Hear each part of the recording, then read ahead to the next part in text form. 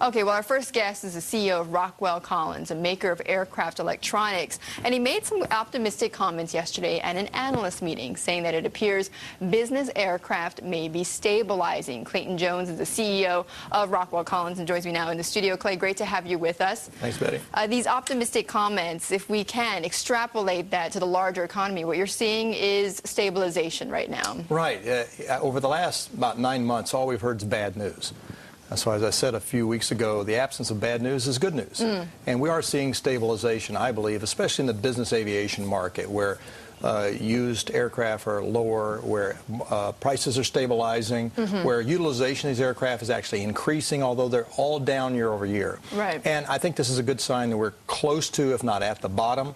And then after the bottom, we hope we get some tailwinds here, maybe in the next 6 to 9 months. In your view, what you've seen, what is behind that stabilization? Is there an increase, a substantial increase, or turning around in demand, or what? Well, I think there is a reduction in people trying to move away from that and hoard their cash and worry about profitability. And I think that relates back to your general economy.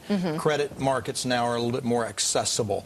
Customers are beginning to come back. I think all those things you see in the general economy will eventually translate to aerospace. People traveling more, doing business more. Okay, now you don't only, of course, just provide to business aircraft, but also the commercial airliners as well Indeed. as the military.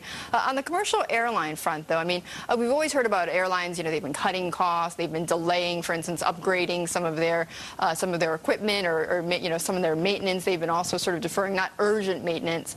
Are you seeing any change in that right now? I mean, are airlines spending a bit more money? I have to say, honestly, we are not. But again, I think these conditions I talked about will set us up for improvements over time.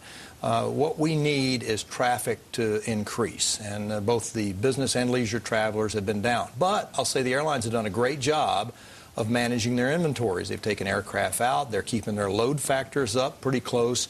Their yields are down because pricing is down. Now, what we need to see is more traffic. They can increase pricing. Yields get better.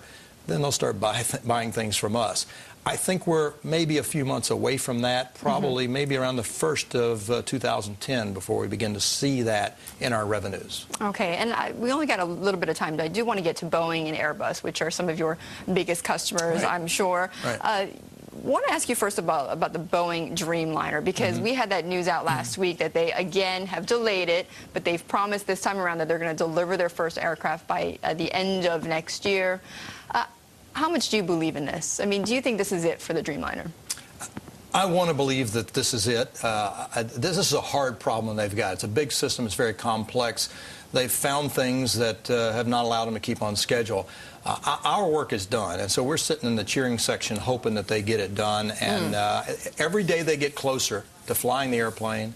They get closer to delivering it. So will there be other issues? We'll wait and see. But my confidence remains high in the airplane. It'll be great, and it'll be a wonderful thing for us. Okay, can't wait to watch it and perhaps fly in it one day. Well, I think we'll all look forward to that, won't we? It'll be a great That's airplane right. to fly. Okay, thanks so much, Clay, for being with us. Wish we had more time. I know we had a lot of stuff to cover. Clay Thanks, Jones, CEO of Rockwell Collins.